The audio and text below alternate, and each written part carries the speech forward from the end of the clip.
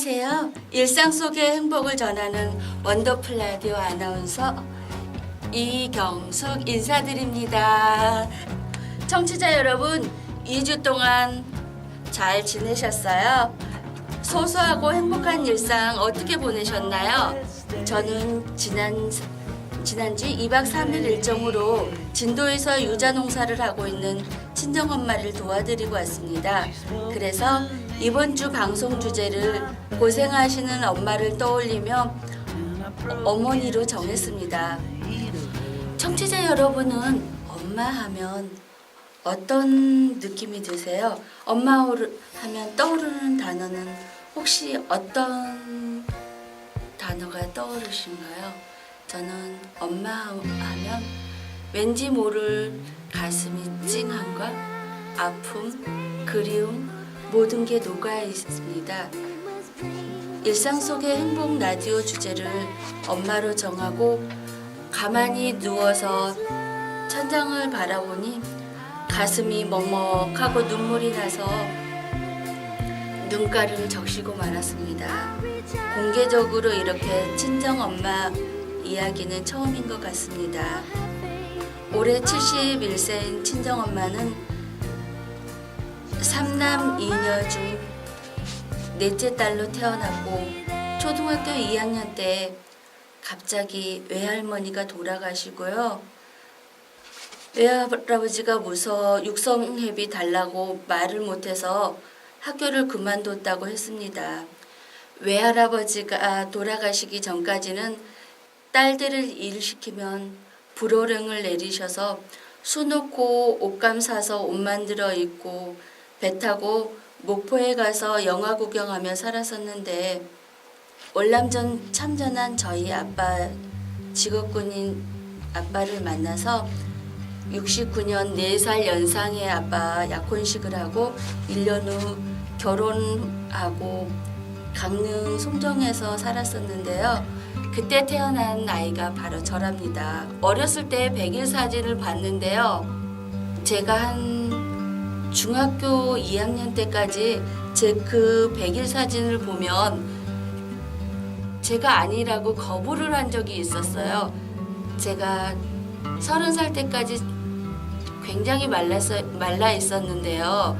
그 100일 사진을 보면 아이가 너무너무 우량하여서 엄마가 혼자서 저를 들지를 못하고 아빠와 함께 저를 데리고 외출을 나가셔야만 했대요.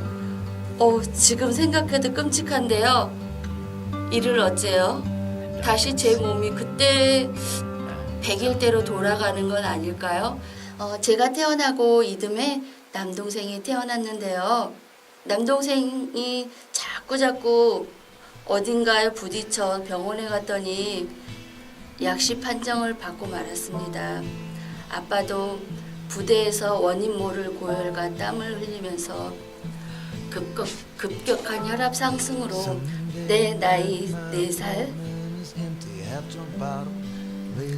남동생 3살 뱃속에 유복자 막내 아들을 남겨놓고 고혈압으로 32세의 나이로 호련히 하늘로 가셨습니다.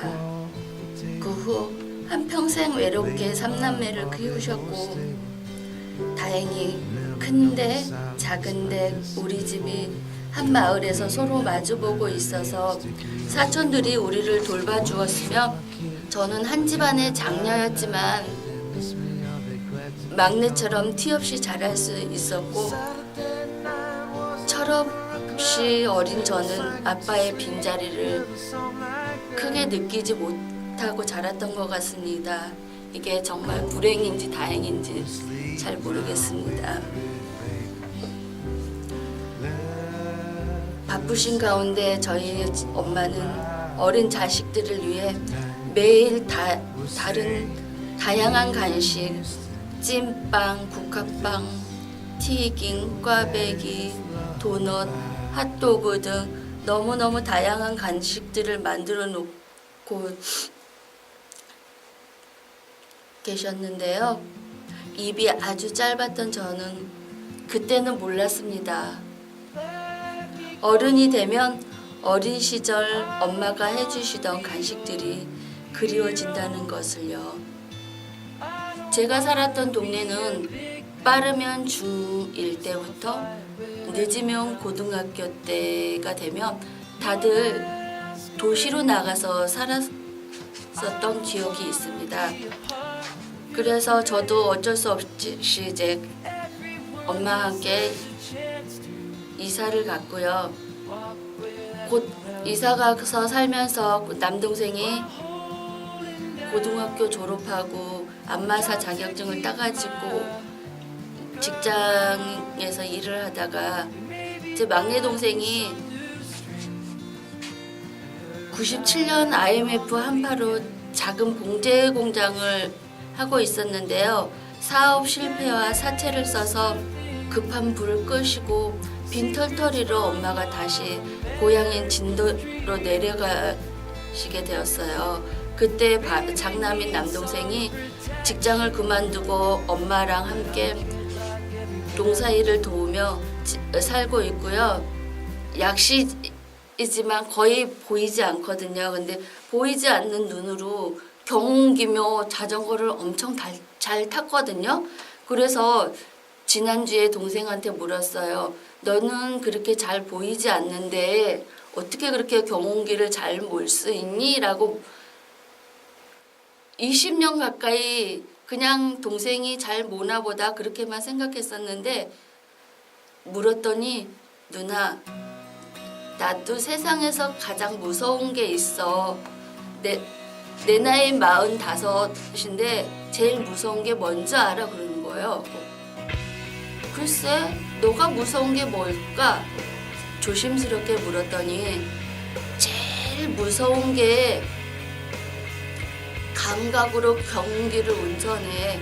그래서 뒤에서 혹시나 차가 받을까봐 사고가 날까 겁이 나고 무섭지만 어쩔 수 없이 경운기를 운전하고 있는데 누나는 20년 됐는데 왜 이제야 물어봐? 라고 했을 때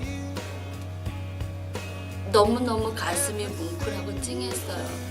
그냥 동생은 늘 엄마 옆에서 장남이라는 그 이유 하나만으로 그냥 남아있거니 그렇게 생각하고 그냥 든든한 남동생?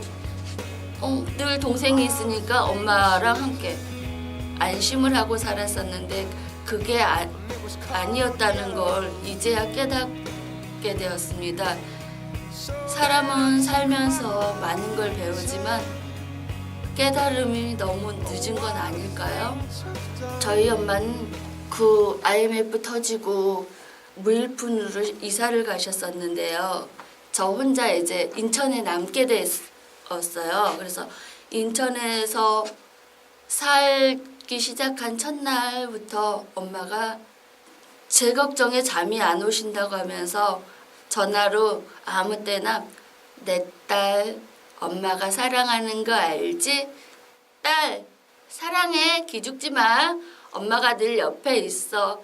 이 말을 꼭 해주셨어요. 그래서 엄마랑 떨어져 있었어도 함께 있다는 그런 그 따뜻한 정을 느꼈습니다. 그랬던 엄마가 작년에 칠순을 맞으셨고 이제는 농사일에 힘에 부치신다고 계속 푸념을 늘어놓고 계십니다. 제 소원은 엄마가 건강하게 우리들 곁에 오래오래 남아주시기를 기도해 보면서 엄마 제발 오래오래 계셔주세요. 이게 제 소원이고요. 제 소원뿐만 아니라 이 지구에 사는 모든 자식들이 다 부모님이 오래 사시길 기도하고 계실 거예요. 그렇죠, 청취자 여러분? 제가 지금 문득 떠오르는 생각이 있었는데요. 2017년에는 저희 이모님하고 엄마를 이 스튜디오에 모시고 와서 진솔한 이야기를 한번 들어보면 좋을 것 같다는 생각을 했습니다. 2017년도에는 저희 이모님과 엄마를 이 자리에 한번 모셔보도록 해보겠습니다. 마지막 곡 어머님이 참 좋다. 정말 엄마 불러도 질리지 않는 그 이름 어머니가 참 좋다 들려드리고요. 전 12월 14일 수요일 저녁 8시에 다시 찾아뵙겠습니다. 여러분 지금까지 함께 해주셔서 고맙습니다. 일상 속의 행복을 전하는 아나운서 이경숙이었습니다. 마지막 곡 김창완의 어머니가 좋다 들려드리겠습니다. Your masquerade. I don't